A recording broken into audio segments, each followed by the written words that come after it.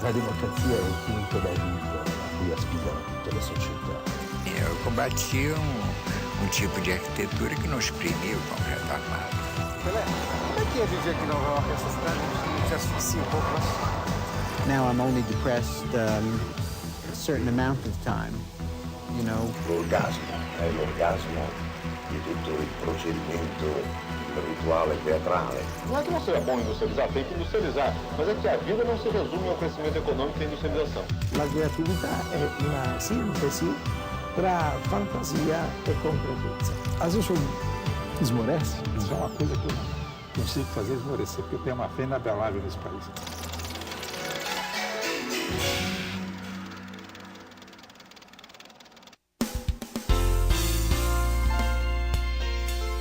Hoje nós vamos conversar com o designer Guto Índio da Costa. Guto dirige o Instituto Índio da Costa de Design, um dos mais modernos e premiados do país, onde desenvolve produtos inovadores para grandes marcas.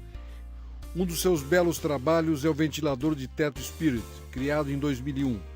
Esse produto foi premiado em todo o mundo e já vendeu mais de 250 mil peças.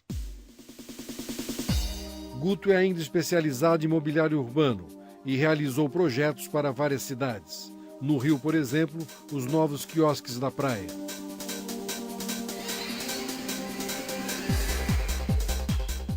A minha conversa com Guto Índio da Costa foi no Copacabana Palace, no Rio de Janeiro, e começamos falando de sua história. Eu sou carioquíssima, da Carioca da Gema. Nasci em Botafogo e morei grande parte da vida no Rio, até meus 20 e poucos anos. E me formei como estudante colegial no Rio a vida inteira, Santo Agostinho e tal. Depois, de um certo momento, resolvi estudar design, que era naquela época uma coisa completamente estranha. Você está falando que 15 anos atrás? Mais. Eu tenho 15 anos formado, fazem uns 20 anos que eu resolvi estudar design. Lembro do meu avô dizendo para minha mãe, essa profissão é uma profissão virtual, uma coisa meio etérea. E realmente, naquela época, design era uma palavra estranha ainda, né? E naquela época eu fui estudar na Faculdade da Cidade, aqui no Rio também, onde eu passei 2 anos. E em um certo momento da minha vida, como estudante de design, eu até na biblioteca da faculdade abro um dia uma revista de design inglesa, chamava-se Design, era uma revista linda, e vejo um anúncio de um concurso internacional da Sony para todos os estudantes de design do mundo que quisessem participar e mandar uma nova proposta para um Walkman. Na época, estamos falando de 1980 e muitos. Foi quando saiu o Walkman. O Walkman era o grande sucesso da Sony, né?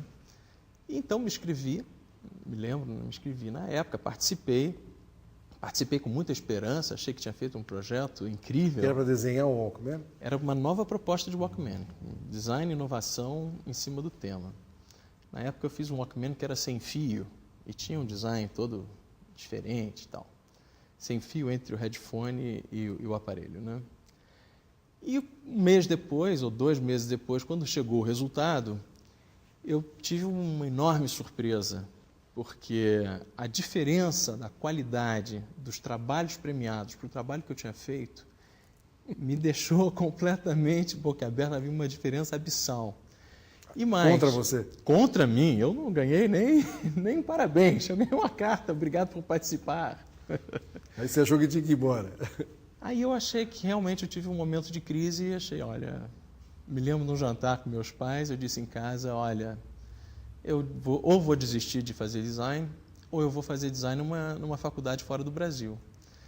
E foi um momento conturbado e um pouco cheio de dúvidas e coisas, mas uma das coisas interessantes dessa mesma premiação é que dos 12 premiados internacionalmente, 7 eram de uma única faculdade. E aquilo me deixou extremamente curioso. Falei, não é possível, num concurso com mais de 1000 participantes do mundo todo, essa faculdade tem que ser muito especial. Então, eu na época já trabalhava, e além de, na época, ser também voador de asa delta, não era profissional, mas eu era um amador remunerado. Eu tinha um patrocínio na minha asa e tal. Juntei meu dinheirinho e fui à Suíça visitar essa faculdade que tinha um campus na Califórnia e um campus na Suíça. Quando eu cheguei, Roberto, percebi assim, a diferença que na época existia muito forte entre Brasil, entre educação de design no Brasil e educação de design fora do mundo, fora daqui, né? Mundo afora.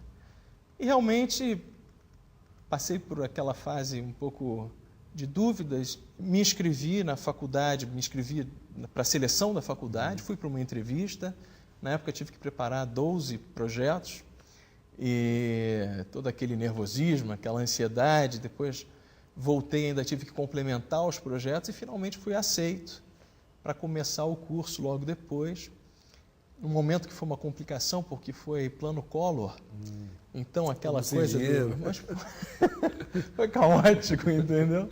E era de quanto tempo o curso? A faculdade, eu resolvi recomeçar do zero, então eu fiz realmente a graduação fora do Brasil. Fizeram 4 anos? Eram 3 anos, porque ela tinha um sistema um pouco diferente, eram 3 períodos por ano. Entendi. Você não tinha férias cumpridas. Você tinha 3 semanas entre cada período e você podia escolher fazer 3 por ano ou 2 por ano, misturando com estágios. Agora, Guto, você contou da Asa Delta, né? Você, como todo jovem, se arriscava, tal, fazia esses esportes mais radicais, né? Mas você foi criado numa família, eu estava dizendo, seu pai é arquiteto, sua mãe é uma grande decoradora, uma família que prima pela estética, né? Me lembro da sua casa, casa muito bonita, né? Isso foi importante na tua formação, né? Isso foi inconscientemente fundamental na minha formação. Até, curiosamente, Roberto, eu antes de resolver virar um designer, eu quase estudei engenharia aeronáutica. Mas o que me atraía na engenharia aeronáutica não era a parte matemática em si, era a parte formal do avião, né? Aquela coisa longilínea, elegante, supersônica.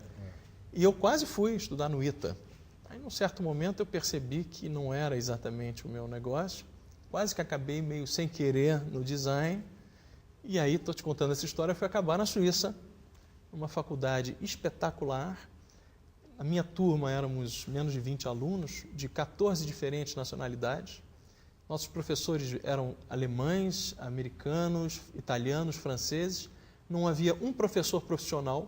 Todos os professores eram designers atuantes que vinham dar aula e voltavam para os seus trabalhos, ou paravam durante um período, ou faziam isso corriqueiramente toda semana. Um dia por semana o cara dedicava da aula. Então eu tive aula com caras incríveis. Simon Fraser, da Porsche Design, foi meu professor, foi um cara fantástico. Holandeses, Peter Krauer foi meu professor, era um cara fantástico. Wolfgang Janssen era um alemão, um acadêmico de um conhecimento, de uma cultura.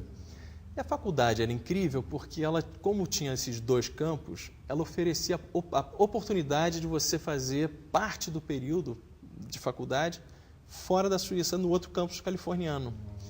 Então eu passei 1 ano na Suíça, depois eu fiz esse intercâmbio, passei quase 1 ano na Califórnia, e depois eu voltei para a Suíça, aí interrompi, fiz um estágio na França, fiz um estágio na Dinamarca.